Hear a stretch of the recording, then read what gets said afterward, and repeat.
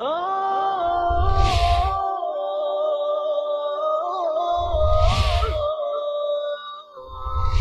حامل القرآن. بسم الله الرحمن الرحيم. واتل عليهم نبأ ابني آدم بالحق إذ قربا قربانا فتقبل من أحدهما ولم يتقبل من الآخر قال لأقتلنك قال إنما يتقبل الله من المتقين لئن بسطت إلي يدك لتقتلني ما أنا بباسط يدي إليك لأقتلك إني أخاف الله رب العالمين. واتل عليهم نبأ ابني آدم بالحق إذ قربا قربانا فتقبل من أحدهما ولم يتقبل من الآخر قال لأقتلنك قال إنما يتقبل الله من المتقين. یہاں ایک بہت اہم واقعہ بیان ہو رہا ہے، تو فرمایا وَاتْلُ عَلَيْهِمْ، انہیں ان کے سامنے تلاوت کرو، ریسائٹ ٹو دیم، نبا خبر واقعہ ابنئی آدم، آدم کے دو بیٹوں کا، بالحق پورا پورا سچ سچ، اذ قربا قربانا جب ان دونوں نے قربانی کی، فتقبل من احدہما تو قبول کر لی گئی ان دونوں میں سے ایک کی، ولم یتقبل من الآخر اور قبول نہ کی گئی دوسرے کی۔ پچھلی شریعتوں میں نماز سے بھی زیادہ اہم جو تھا وہ قربانی شمار ہوتی تھی۔ حضرت آدم کے دو بیٹوں کے درمیان کسی ایشو پر جھگڑا ہوا، اور جیسے ٹاس کیا جاتا ہے اور فیصلہ کر لیا جاتا ہے کہ اچھا چلو آرگومنٹ سے بات طے نہیں پا رہی تو پھر ٹاس کر لیتے ہیں، اللہ تعالیٰ پر چھوڑتے ہیں۔ اس کے لیے جو طریقہ اختیار کیا گیا وہ یہ تھا کہ تم دونوں قربانی کرو۔ ایک بھائی کا نام حابیل تھا، دوسرے کا نام قابیل تھا۔ حابیل چھوٹا تھا، قابیل بڑا تھا۔ ان میں سے حابیل جو تھا اس کے پاس بھیڑ بکریاں تھیں، لائف سٹاک تھا، اور قابیل جو تھا وہ کھیتی باڑی کرتا تھا۔ تو کہا گیا کہ تم دونوں قربانی کرو، اپنی اپنی چیزوں میں سے قربانی دو۔ اور جیسے پچھلی امتوں میں اللہ تعالیٰ کی طرف سے نشانیوں کا ظہور کثرت کے ساتھ ہوتا تھا، قربانی کرنے میں بھی فوراً پتہ چل جاتا کہ قربانی اللہ کے ہاں قبول ہوئی کہ نہیں۔ یعنی جب کوئی شخص کوئی چیز قربان کرتا تھا تو آسمان سے ایک شعلہ آتا تھا جو اس قربانی کو آ کر بھسم کر دیتا، جلا کر راکھ کر دیتا تھا۔ تو اس کا مطلب یہ ہے کہ اللہ تعالیٰ نے وہ قربانی قبول کر دی ہے۔ دونوں نے قربانی کی، حابیل کی قربانی قبول ہو گئی۔ اب جو بڑا بھائی تھا وہ غصے میں آ گیا، اور یہ بھی آج عام ہوتا ہے کہ فیصلہ اگر حق میں نہ ہو تو پھر جو ہارنے والا فریق ہے وہ عام طور پر ٹیمپر لوز کرتا ہے، ہائپر ہو جاتا ہے اور بہت زیادہ ڈیسپریٹ ہو جاتا ہے۔ وہی ہوا کہ اس نے اپنے چھوٹے بھائی سے کہا کہ میں تمہیں قتل کر دوں گا۔ تو اذ قربا قربانا فتقبل من احدہما، تو جب دونوں نے قربانی دی اور ان میں سے ایک کی طرف سے قربانی قبول ہو گئی، ولم یتقبل من الآخر اور دوسرے کی طرف سے قبول نہ ہوئی، قال، اب جس کی قربانی قبول نہیں وہ کہنے لگا اپنے بھائی سے لأقتلنک، میں تمہیں قتل کر کے رہوں گا، میں تیری جان لے لوں گا۔ قال، چھوٹے بھائی نے کہا انما یتقبل اللہ من المتقین، بے شک اللہ تعالیٰ متقیوں کی قربانی، جو اللہ سے ڈرتے ہیں ان کی قربانی قبول کرتا ہے۔ اب ہونا تو یہ چاہیے کہ جو ہارنے والا شخص ہے وہ اپنے اندر جھانکے کہ مجھ میں کہاں کمی ہے، میرے رب نے میری قربانی کیوں قبول نہیں کی۔ لیکن جب انسان کی طبیعت میں بگاڑ ہو تو پھر سیدھی بات نہیں اس کو سوجا کرتی، الٹی بات سوجا کرتی ہے، پھر مزید برآں اس میں حسد بھی شامل ہو گیا۔ تو اس نے کہا کہ میں تمہیں قتل کر کے رہوں گا۔ تو چھوٹے بھائی نے کہا کہ اللہ تعالیٰ متقیوں کی قربانی قبول کرتا ہے، تم بھی اللہ سے ڈرو تاکہ تم بھی اللہ تعالیٰ کے ہاں مقبول ہو جاؤ اور تمہاری قربانی بھی اللہ تعالیٰ قبول کرے۔ مزید اس نے کہا، چھوٹے بھائی نے، حابیل نے، لئن بسطت الی یدک، اگر تو اپنا ہاتھ مجھے قتل کرنے کے لیے میری طرف بڑھائے گا، لتقتلنی، تاکہ تو مجھے قتل کرے، ما انا بباسط یدی الیک لاقتلک، پھر بھی میں تمہیں قتل کرنے کے لیے اپنا ہاتھ تمہاری طرف نہیں بڑھاؤں گا۔ یہ کیا ہے؟ وہ شرافت کے جو چھوٹے بھائی کے اندر تھی۔ اس نے کہا کہ جی میں صبر کروں گا، جھیلوں گا، برداشت کروں گا تمہارے اس غلط طرز عمل کو بھی، تو اگر مجھے قتل کرنے کے لیے مجھ پر دست درازی کرے گا، میری طرف ہاتھ بڑھائے گا، تو بھی میں تمہارے اس عمل کے جواب میں تمہیں قتل کرنے کے لیے دست درازی نہیں کروں گا۔ کیوں نہیں کروں گا؟ انی اخاف اللہ رب العالمین، اس لیے کہ میں تمام جہانوں کے رب، تمام جہانوں کے مالک، لارڈ آف دی ورلڈز، اللہ سے ڈرتا ہوں۔ مزید برآں اس نے اپنی بات جاری رکھتے ہوئے فرمایا، انی ارید ان تبوء باسمی و اسمک، میں تو یہ چاہوں گا کہ تم میرے گناہ کا بھی بوجھ اٹھائے اور اپنے گناہ کا بھی بوجھ اٹھائے۔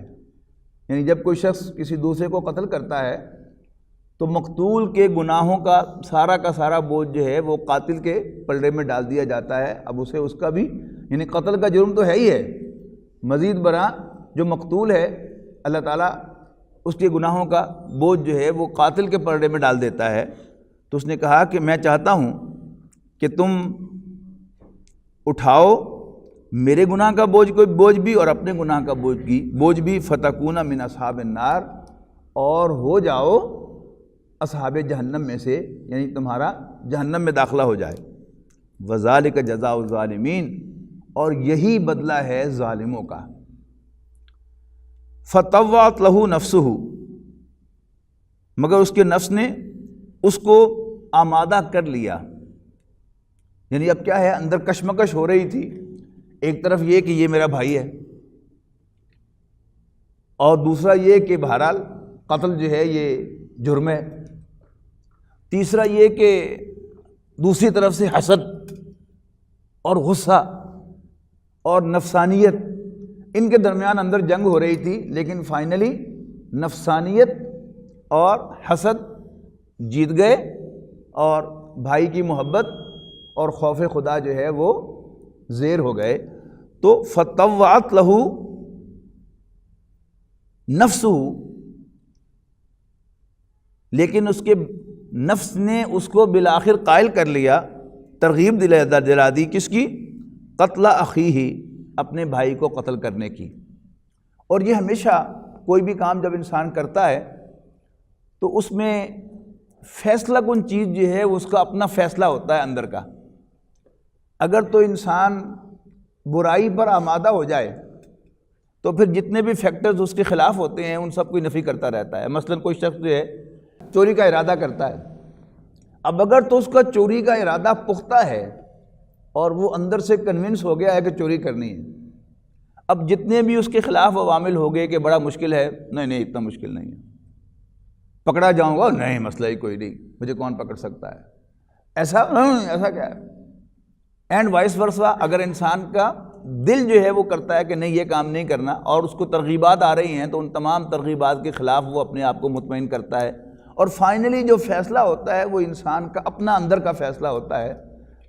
اگر اس کا اندر کنونس ہو جائے تو اسے کوئی چیز روک نہیں سکتی، اور اگر اندر سے وہ کسی کام کے لیے کنونس نہ ہو تو پھر کوئی باہر کا فیکٹر جو ہے اسے اس کام پر مجبور نہیں کر سکتا۔ یہی انسان کا اصل مقام ہے کہ انسان کو اللہ تعالیٰ نے آزاد پیدا کیا ہے، اور یہ اپنی آزاد مرضی سے فیصلے کرتا ہے۔ ابھی رمضان آنے والا ہے، ہم سب اس کا تجربہ کریں گے کہ بھوک بھی لگی ہوگی اور فریج بھی بھرا پڑا ہوگا، لیکن ہم اپنے فیصلے سے اس بھوک کو ختم کرنے کے لیے کوئی چیز نہیں کھائیں گے جب تک اذان مغرب کی نہیں ہوتی۔ یہ کیا ہے؟ یہ انسان کا اپنا فیصلہ ہے۔ تو کیا ہوا؟ فطوعت لہ نفسہ، تو اس کے نفس نے اس کو قائل کر لیا، آمادہ کر لیا، قتل اخیہ، اپنے بھائی کے قتل پر۔ فَقَتَلَهُ لہذا اس نے اس کو قتل کر دیا، فَأَصْبَحَ مِنَ الْخَاسِرِينَ اور نقصان سے دوچار ہونے والوں میں شامل ہو گیا۔ یعنی انسان جب بھی کوئی برائی کرتا ہے تو اپیرنٹلی کوئی نہ کوئی فائدہ ہے جو اس کے پیش نظر ہوتا ہے، کچھ نہ کچھ گین، کچھ نہ کچھ بینیفٹ ہے جو اس کے سامنے ہوتا ہے کہ مجھے یہ بینیفٹ حاصل ہوگا، لیکن برائی کرنے کے بعد یعنی ایک طویل عرصے تک اس کا ضمیر اس کو ملامت کرتا رہتا ہے اور وہ ندامت کے اندر ڈوبا رہتا ہے۔ لیکن پھر ایک سٹیج ایسی بھی آتی ہے کہ جب انسان کو پھر ندامت بھی نہیں ہوتی، جسے اقبال نے کہا کہ وائے ناکامی متاع کارواں جاتا رہا، کارواں کے دل سے احساس زیاں جاتا رہا۔ تو جب وہ انسان کے اندر سے احساس زیاں بھی چلا جاتا ہے تو پھر ایمان کی کوئی رمق اس کے اندر باقی نہیں رہتی۔ نبی اکرم صلی اللہ علیہ وسلم نے فرمایا کہ اذا سات کا سیئاتوں کا، اگر تمہیں برائی کر کے برا لگے، وسرت کا حسناتوں کا، اور تجھے نیکی تجھے مسرور کرے، تمہیں اس پر سرور آئے، خوشی ہو، مسرت ہو، فانت مومن، تو پھر تم مومن ہو۔ یعنی جب تک انسان کو اس کا ضمیر ملامت کرتا رہتا ہے برائی پر، اور برائی کر کے اسے برا لگتا ہے، وہ انکمفرٹیبل محسوس کرتا ہے، اور نیکی میں بظاہر اس نے کتنا ہی لوز کیا ہو دنیاوی اعتبار سے، لیکن اسے مسرت ہوتی ہے، اس کا مطلب ہے انسان کا ایمان جو ہے وہ انٹیکٹ ہے۔ تو رسول اللہ صلی اللہ علیہ وسلم گویا اس کو مبارکباد دے رہے ہیں، فانت مومن، تم مومن ہو۔ اور جب انسان کے اندر وہ صلاحیت جو ہے وہ بھی ڈیڈ ہو جائے تو اس کا مطلب ہے کہ اس کا دل مردہ ہو گیا اور اب اس کے اندر ایمان کی کوئی رمق باقی نہیں رہی۔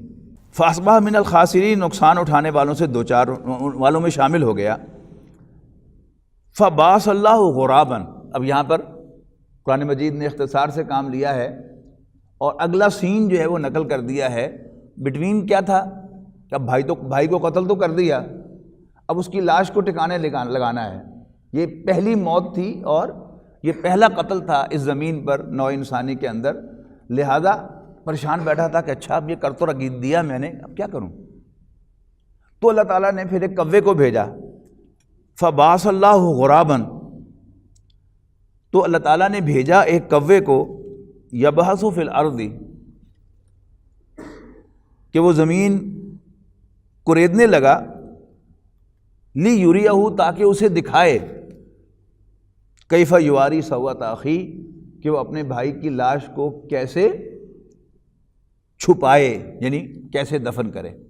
یعنی ایک کوا آیا اور اس نے آ کر زمین کریدنی شروع کرتی ہے اپنی ناخنوں سے، اور جب اس نے کرید لی تو پھر ایک مرا ہوا کوا لے کر آیا اور اس کو اس گڑھے میں رکھ کر اوپر سے مٹی ڈال دی۔ تو گویا اللہ تعالیٰ نے اس کے سامنے ڈیمونسٹریٹ کیا کہ تم نے اپنے بھائی کی لاش کو کیسے چھپانا ہے، کیسے ٹھکانے لگانا ہے۔ تو بڑے خوبصورت الفاظ میں اس کو بیان کیا ہے کہ بھیجا اللہ تعالیٰ نے ایک کوے کو، یبحث فی الارض، کہ وہ زمین کریدنے لگا آ کر، لیریہ، تاکہ قابیل کو دکھائے، کیف یواری سوءۃ اخی، کہ وہ اپنے بھائی کی لاش کو کیسے چھپائے، کیسے ٹھکانے لگائے۔ اب اسے ندامت ہوئی، قال یا ویلتیٰ اعجزت ان اکون مثل ھذا الغراب، ہائے میری شامت، ہائے افسوس، اعجزت، کیا میں عاجز ہوں، ان اکون مثل ھذا الغراب، کہ میں کم سے کم اس کوے جیسا، یعنی مراد کیا ہے، اوہو میں انسان ہو کر اس کوے جیسا بھی نہیں ہوں۔ اس کوے کو پتہ ہے کہ لاش کو کیسے ٹھکانے لگانا ہے، مجھے تو وہ بھی پتہ نہیں ہے۔ فَأُوَارِیَ سَوْءَةَ أَخِی، اور میں ٹھکانے لگا سکتا اپنے بھائی کی لاش کو، چھپا سکتا، اپنے کور کر سکتا اپنے بھائی کی لاش کو۔ فَأَصْبَحَ مِنَ النَّادِمِينَ مِنْ أَجْلِ ذَلِكَ، اور اس قتل کی وجہ سے وہ پشیمان ہوا، وہ شرمندہ ہوا دل ہی دل میں۔ اب یہاں نوٹ کیجئے گا، یہاں پھر معانقہ آ گیا ہے، اور میں نے آپ کو بتایا تھا کہ یہ 3 نقطے جو ہیں جب آپ کو نظر آئیں تھوڑے فاصلے سے 2 مرتبہ، یہاں آپ دیکھ رہے ہیں کہ 3 نقطے جو ہیں وہ نادمین کے بعد بھی ہیں اور ذالکہ کے بعد بھی ہیں۔ تو اس کا مطلب یہ ہے کہ ان دونوں میں سے ایک جگہ آپ نے رکنا ہے، دونوں جگہ نہیں رکنا۔ تو میں نے وقف کیا ہے ذالک پر اسی لیے کہ من اجل ذالک، اس قتل کی وجہ سے، اس موقع پر دیر ود دیر بائی وہ نادم ہو گیا۔ کتبنا علی بنی اسرائیل، ہم نے لکھ دیا، آرڈین کر دیا بنی اسرائیل کے لیے۔ اور دوسرا کیا ہوگا پڑھنے کا انداز کہ آپ نادمین پر وقف کریں، پھر وہ ندامت کرنے والوں میں شامل ہوا۔ من اجل ذالک کتبنا، اور اس قتل کی وجہ سے ہم نے آرڈین کیا، ہم نے حکم دیا، ہم نے لکھ دیا، حکم نازل کیا علی بنی اسرائیل، بنی اسرائیل پر۔ کیا حکم نازل فرمایا؟ انہو کہ من قتل نفسا بغیر نفس، جو بھی کسی شخص کو بغیر کسی شخص کے قتل کرے گا، مراد یہ ہے کہ قتل بالعموم قتل کے بدلے میں ہوتا ہے، اور اگر کسی نے کوئی قتل بھی نہیں کیا یا کوئی ایسا جرم نہیں کیا کہ جس کی وجہ سے اس کو قتل کی سزا دی جائے، ویسے ہی اس نے قتل کر دیا، بغیر نفس او فساد فی الارض، یا ملک میں خرابی کرے،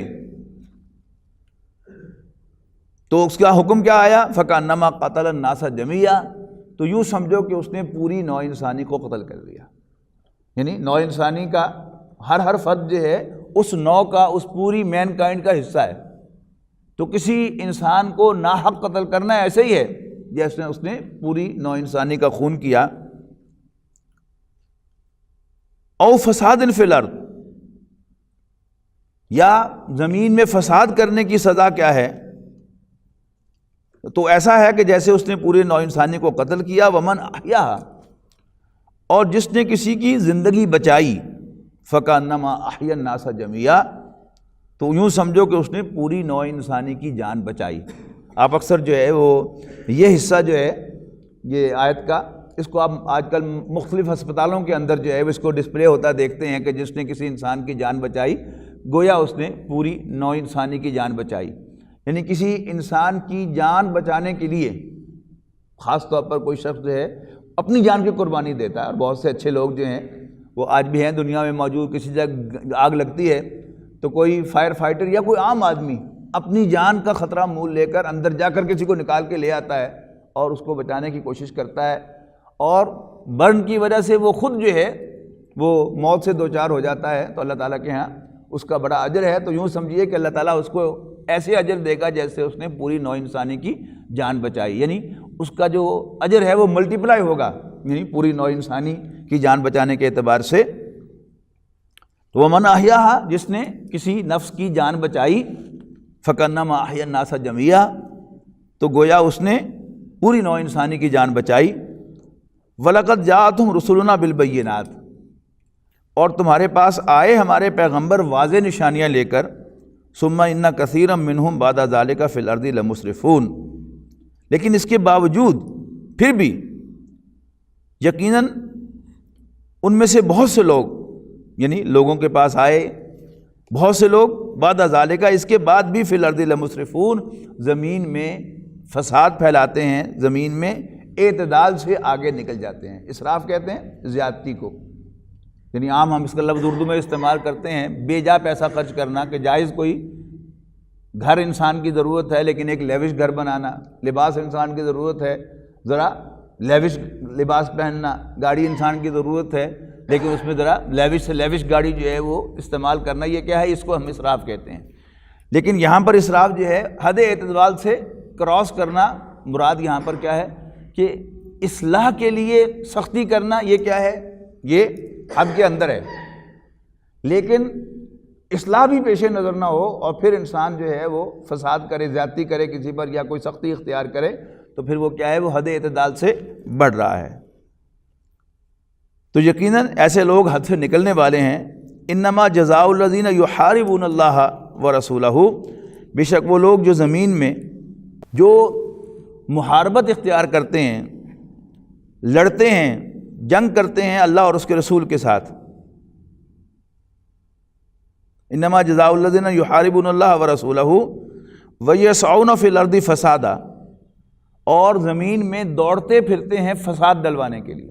یہ کیا ہے؟ ایک مجرمانہ ذہنیت جو ہوتی ہے وہ باقاعدہ خود ہی صرف اکیلے ظلم نہیں کرتی، اکیلے فساد نہیں کرتی، بلکہ فساد کے لیے باقاعدہ پلاننگ کرتی ہے اور صلاح مشورے کرتی ہے اور لوگوں کو اپنا ہم خیال بناتی ہے ظلم کرنے کے لیے، زیادتی کرنے کے لیے، اب ان کا ذکر ہو رہا ہے۔ انما جزاء الذین یحاربون اللہ ورسولہ، بے شک وہ لوگ جو اللہ اور اس کے رسول سے جنگ کرتے ہیں اور زمین میں فساد پھیلانے کے لیے دوڑتے پھرتے ہیں، ان کی جزا کیا ہے؟ ان یقتلوا، کہ انہیں قتل کر دیا جائے، او یصلبوا، یا انہیں سولی دے دی جائے، او تقطع ایدیہم، یا ان کے ہاتھ کاٹ دیے جائیں، وارجلہم، اور ان کے پاؤں، من خلاف، مخالف سمتوں سے۔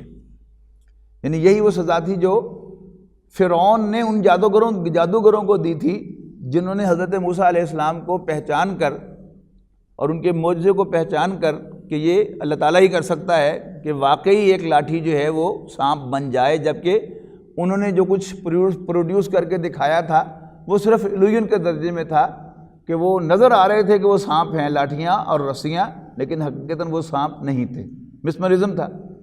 لیکن حضرت موسیٰ علیہ السلام کا ایسا واقعتاً سانپ بن گیا، اور اللہ تعالیٰ کے لیے یہ کوئی بڑا مسئلہ نہیں ہے۔ تو انہوں نے پہچان لیا کہ حضرت موسیٰ اللہ کے رسول ہیں، لیکن پھر انہوں نے کوئی ریزرویشن نہیں رکھی اس میں کہ پھر کیا ہوگا۔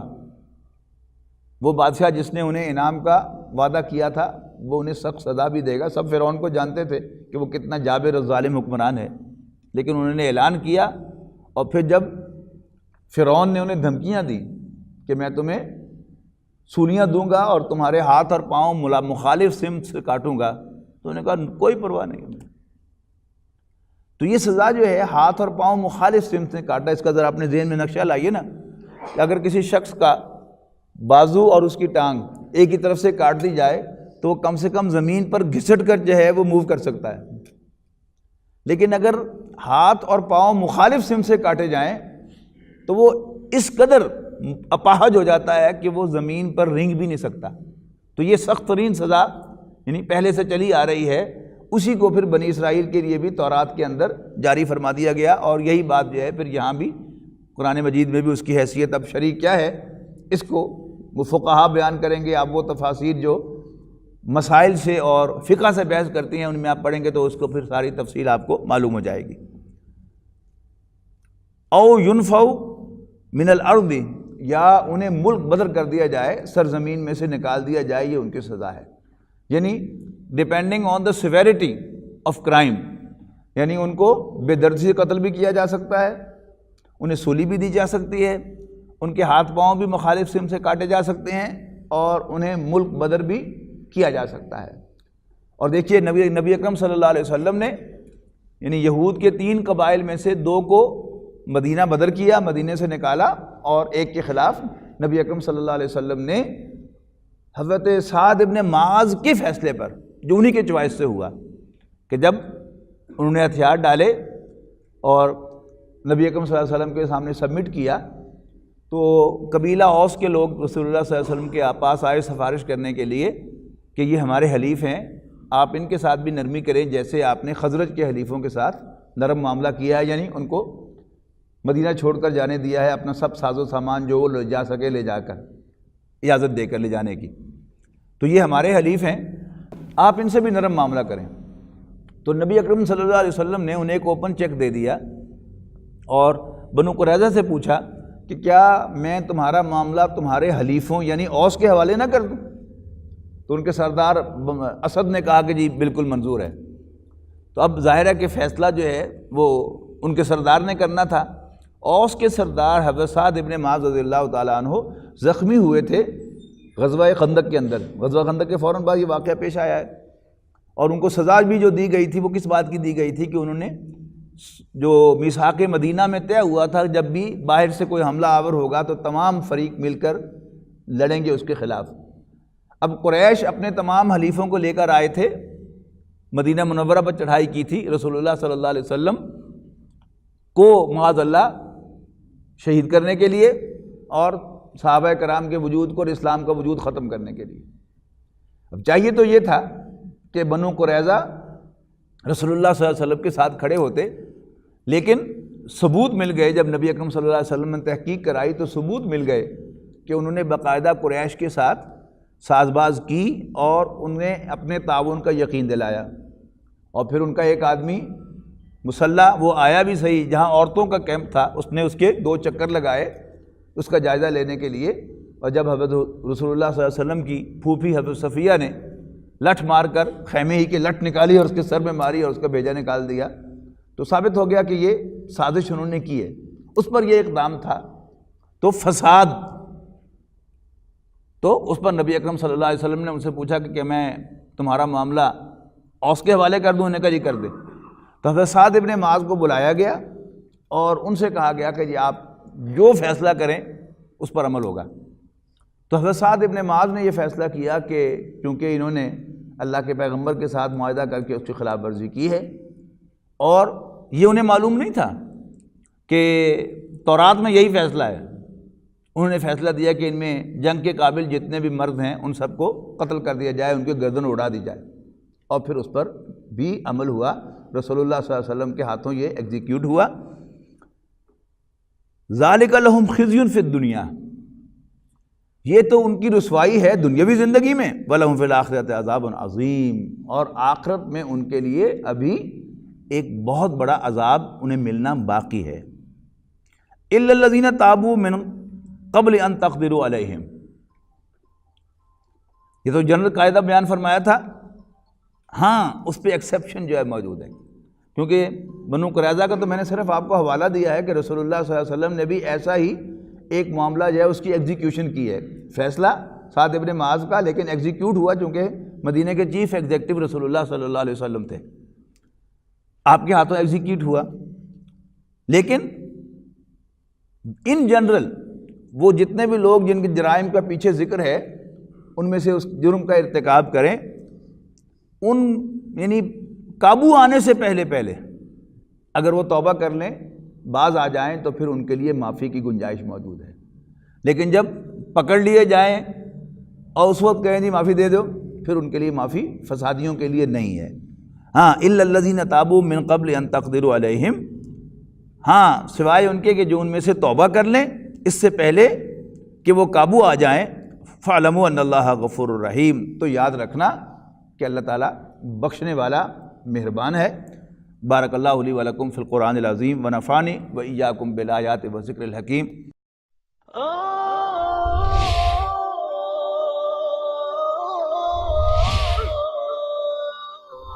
يا حامل القرآن